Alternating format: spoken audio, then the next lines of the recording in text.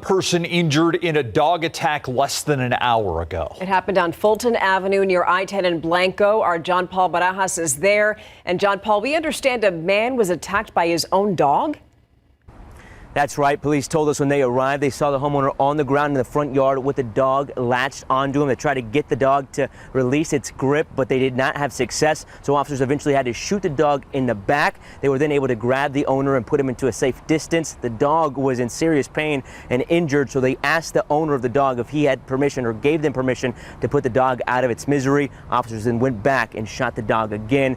After trying to evaluate the homeowner and the dog owner, they did not have much success because he was in significant pain and was bloody. They told us he had bites at least to both of his legs and both of his arms, possibly one on his head. He was taken to the hospital. We have since learned that those significant injuries have now changed and turned into life-threatening injuries. So we're still waiting on updates on that man's condition. We're told he's somewhere in his mid-30s as far as age, but that's the only details on the victim that we have at this time.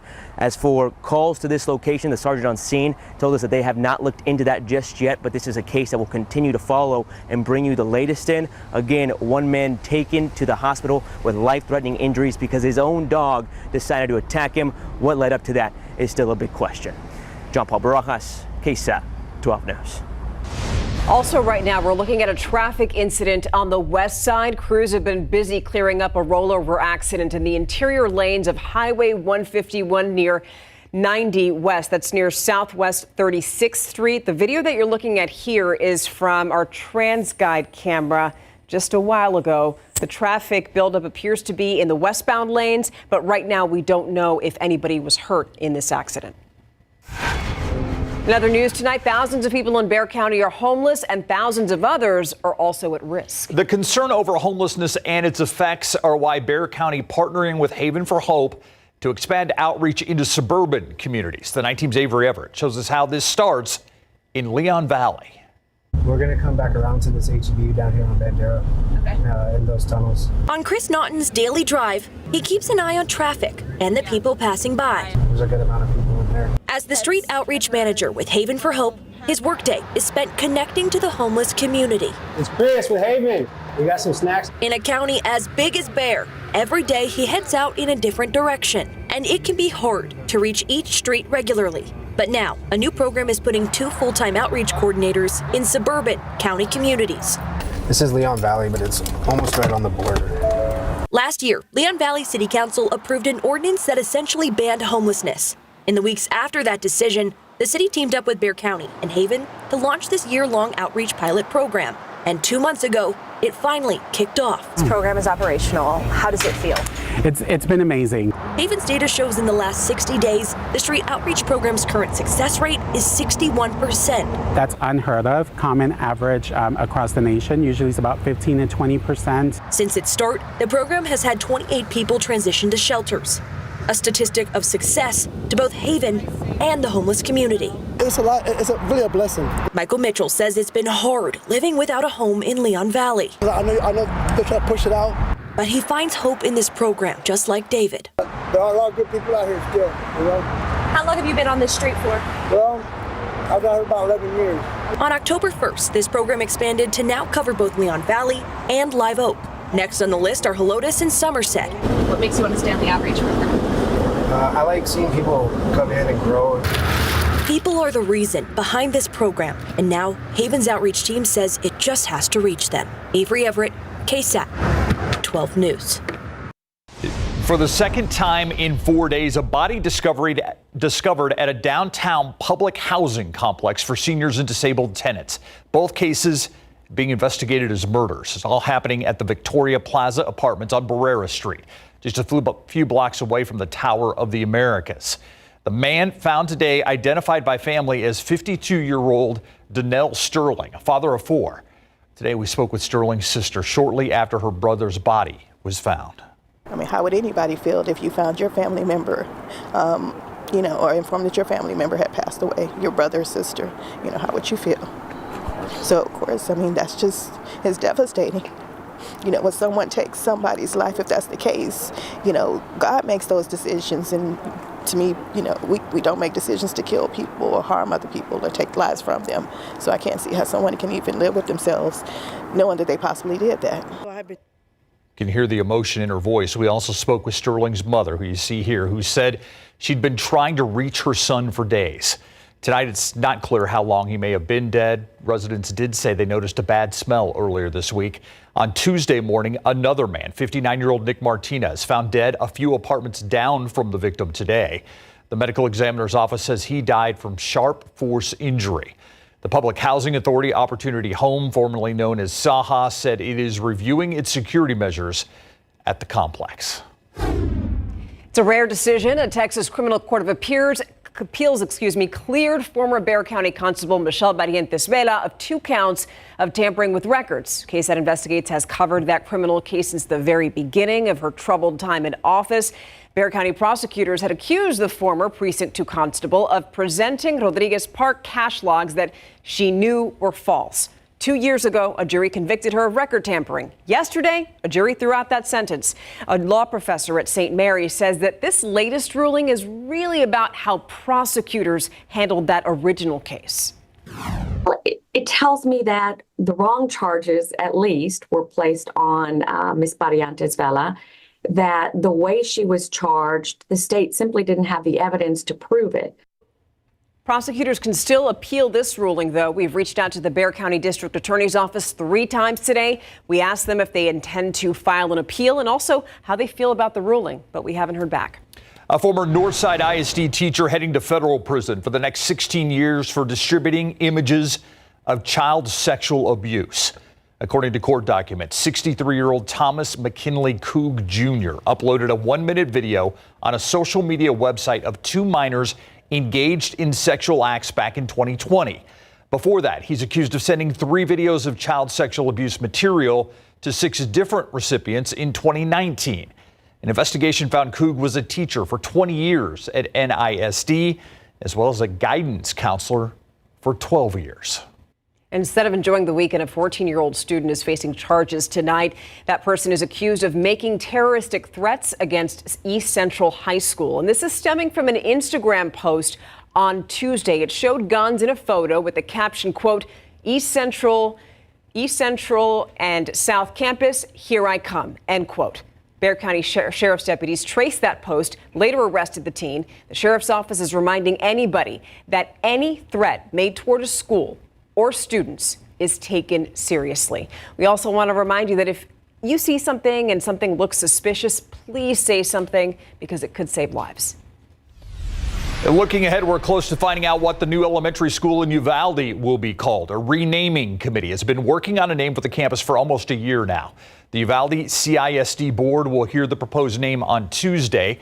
The school board will then vote yes or no to the name. Construction on the new school to replace Robb Elementary began in February. The $60 million campus set to open in the fall of 2025. A win tonight for Ken Paxton. Earlier this week, we reported that a district judge blocked him from investigating allegations of vote harvesting in Texas because the law was too vague. Well, today, an appeals court temporarily stopped that. So what does that mean? Well, for now, Paxton can investigate vote harvesting allegations, which is when a third party collects absentee ballots from voters and then delivers them to polling places or election offices. Paxton says that some groups are committing election violations. Here's the thing, though. There's been no evidence of that. A temporary order is in place through Thursday of next week. We want to make sure in our democratic society that we are preserving the right to vote. Now that you are registered, or hopefully will register by the deadline, do one more step, and that is to go vote. The November election just around the corner, and county leaders are encouraging people to get out and vote. Yeah, there's a record number of registered voters in Bexar County this year. So are you registered to vote? If not, you have until Monday to do so. You can scan the QR code in the bottom left corner of your screen to find out how to get registered. And while you're checking out the Vote 2024 tab on KSAT.com, you can find everything there that you need to know before you head to the polls. And by the way, this is one thing that you should keep in mind. Early voting, that starts October 21st. Election Day is November 5th. Still ahead tonight on the Nightbeat, a brand new exhibit at the San Antonio Zoo, the largest one in the zoo's 110-year history. And guess what? We have a preview.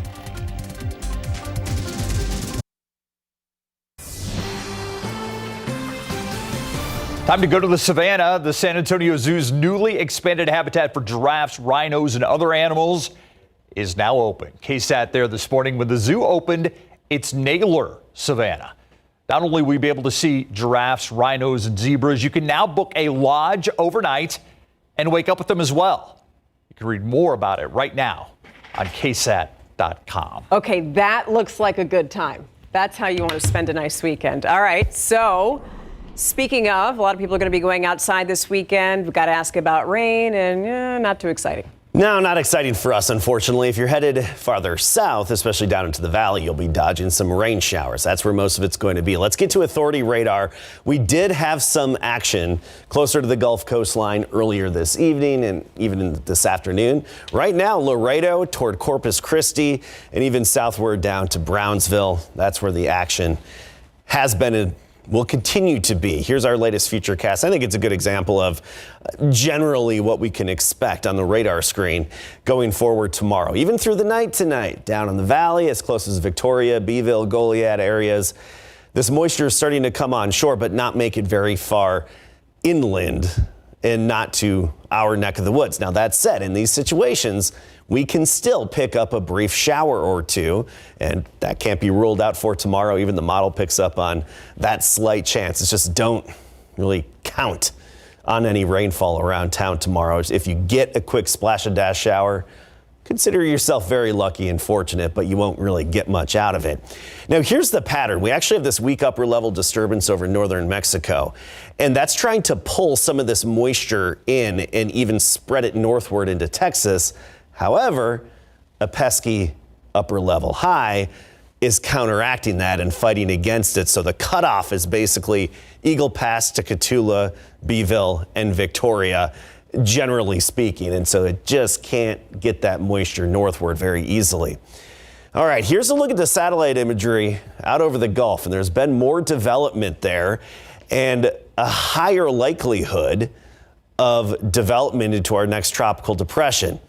Hurricane Center now has that at 70%, but steering flow will take that eastward.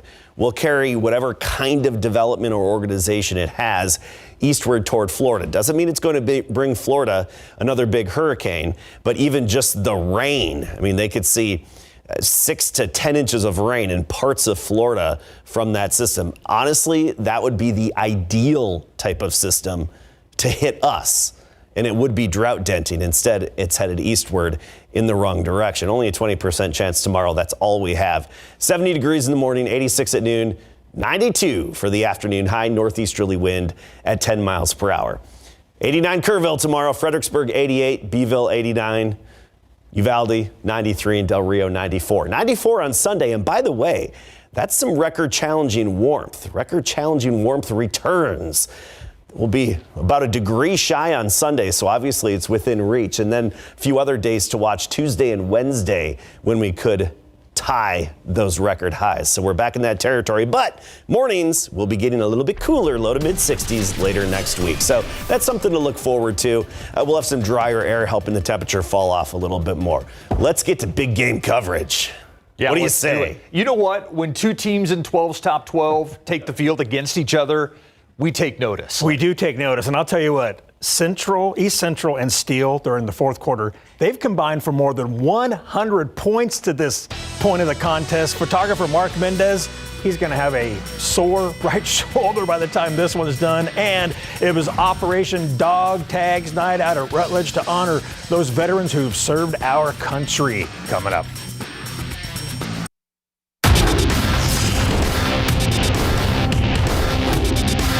Hi, we're the East Central Hornets, and you're watching Big Game coverage on KSAT 12.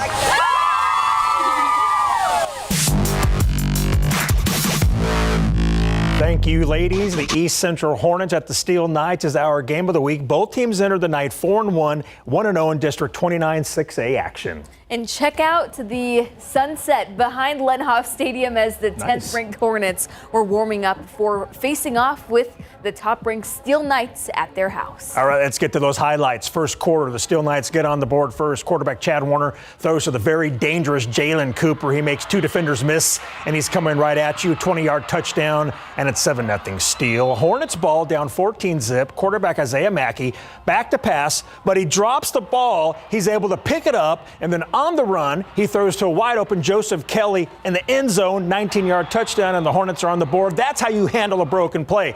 Now, we can't show a Steele game without running back Jonathan Hatton because he's a bad dude. He breaks through the line, switches the ball to the outside arm. That's always smart. You can kiss him goodbye. 65 yards to the house, and the Knights lead 21-6. Still in the first quarter, Chad Warner throws a beautiful pass to Jalen Morgan, 29 yards, and the Knights lead 28-13. Steele led 42-25 at halftime, and right now the scoreboard says Steele is leading 57-45 in the fourth quarter. Number 11 Brandeis taking on the Lee Volunteers at Comalander Stadium. The Broncos have never lost to the Vols. Second quarter, Broncos ball. Handoff goes to Noah Logsdon, and he slices and dices, bobs and weaves his way into the end zone. 12-yard score, and it's 14-0 Brandeis. Brandeis takes it 49-13, improving to 5-0 lifetime versus Lee. All right, check out this entrance at Rutledge Stadium tonight between the McCollum Cowboys and the Veterans Memorial Patriots. The all-veteran group parachuted onto the field and presented the colors on Operation Dog Tags Night as a way to honor those veterans who've served our country. That is awesome. To the game now, Patriots ball.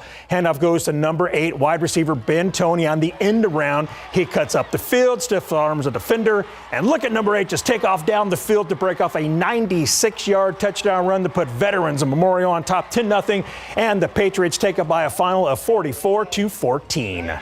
All right, is Harlandale up for the task with undefeated Alamo Heights visiting Harlandale Memorial Stadium? The third-ranked Mules are the favorite in District 13 5A D2. First quarter, after a long rush by Michael Terry III, Alamo Heights cashes in as DK Garza fights his way into the end zone. Mules up 7-0. Later in the half, Robert Mickler tosses a dime to Terry, one of the best all-around players in Texas right there with the catch. For 6, Alamo Heights with another dominant win, 55-9. Now to SAISD Sports Complex, where 1-3 YMLA looks to bounce back against 3-1 Dilley. Dilley up by a score when Aiden Garcia takes advantage of the underthrown ball and picks it off. However, the Lions didn't capitalize off the turnover, and Dilley's Bubba Reyes makes YMLA pay, finding pay dirt soon after, as Dilley wins the 15-3 AD2 battle by shutout fashion, 35-0. Now to a District 12 5A D2 opener between Burbank and Jefferson. Burbank ahead 20-0 until Jefferson breaks through late in the third quarter. Sophomore John Fernandez makes a 53-yard house call, but it wouldn't matter in the end. The Bulldogs keep their foot on the gas from there to win it 27-7. All right, let's check it out. The Somerset student section was jam-packed tonight. Uvalde visiting the Somerset Bulldogs, and the Dogs did all their scoring before we got there. Early fourth quarter, Uvalde Coyotes quarterback Matt Blanco scores on a short keeper to finally get his guys on the board. They were down 35-7. And hey, FYI, Uvalde at Davenport will be our next streaming game on October 25th. We'll have more on that as we get closer to that date. As for tonight, second-ranked Somerset beats Uvalde 35-15. Moving on, the Southwest Dragons student section also having a great time tonight. The fourth-ranked Dragons were hosting the Southside Cardinals. And check out the Dragons' brand new video monitor. Pretty sweet. Late second quarter, this is just as sweet. Dragons quarterback A.J. Franco throws a tight spiral down the field to Z. Voss in stride. 60-yard touchdown to go up 21-0. And the Dragons take it 28-0. The Kennedy Rockets had their hands full tonight at home with the Davenport Wolves, the number 1 team in 12's top 12 sub 5A rankings. First quarter, Wolves quarterback Daniel Sukup II drops the snap, picks it up, then chucks the ball down the field to Dante Singletary, who bobbles the ball but holds on for a 70-yard touchdown. It's 7-0 Davenport, and the Wolves win this district matchup 77-15. Ferris Stadium tonight is the site for a 28-6A battle. Holmes looking for its first district win at Sotomayor. Sotomayor sitting in 4th in the district. First quarter, sophomore QB Chauncey Moon throws a perfect spiral into the hands of his senior receiver, Mikel Jonkins. It's 7-0 Wildcats. Sotomayor again, short pass to Cameron Grady, and Grady splits the defense for 6. A big win for Sotomayor. 44-15 the final. Warren taking on Stevens at Gustafson Stadium. The Stevens Falcons showing no mercy in this ball game. Nate Lopez practically goes untouched up the middle. That's when you want back big time if you're Warren. Extends Stevens' lead 26-7. Falcons will strike again before halftime. Isaiah Ferris drops back and slings a beautiful ball to Dominic Mason for the touchdown. Stevens wins 47-7 for its second win in District 28-6A play. Now the matchup featured on our KSAT Game Day show. Roosevelt taking on 7th-ranked Johnson at Hero Stadium. The Jags trying to uphold their undefeated district record, up 7-0 when Bubba Johnson gets the handoff at midfield and takes it all the way. What an explosive play. Roosevelt fights its way back into the game, relentless, just like this touchdown from Ja'Cory Carrillo. But right after, the Jags take back all of the momentum with this Gabriel Simpson kickoff return TD, and Johnson wins 55-28. Hey, Bubba Johnson scored 6 touchdowns in that win. Man, you don't mess with Bubba. We're not done with big game coverage. We still got the road trip with just in time Nick Mantis and more scores. But before we go to break, let's listen to the Brandeis High School Marching Band.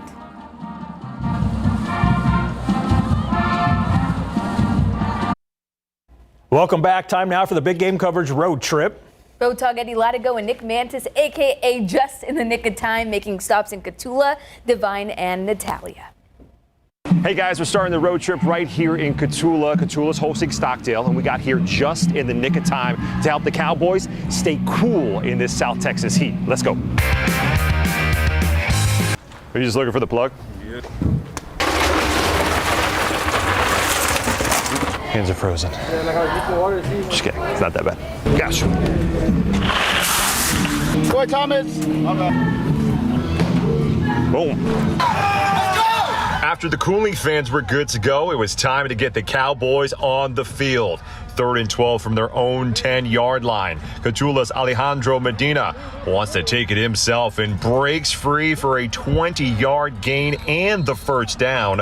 But Stockdale's defense was just too rough, stopping that drive with a thud. At our next stop in Divine, the War Horses were in a slugfest against Marble Falls. Second quarter, Marble Falls trying to make something happen, but the War Horses defense wraps up the QB for a big sack. Then last chance before the half, Colton Minor scrambles but doesn't have anybody open, so he just gets a few yards as Divine takes a 21-13 lead into halftime. The Natalia cheerleaders were keeping the spirits high in a rough game for the Mustangs. Karn City's Aiden Schmidt breaks free and he is gone. 88-yard touchdown run, making it 36-6 late in the third quarter.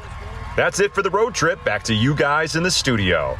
Thank you, Nick. Here's how things played out. 8th-ranked Stockdale shut out by Cotulla 6-0. 7th-ranked Divine defeats Marble Falls 28-7, and Karn City puts up 50 on Natalia. All right, how about some more scores for you? Some ranked teams.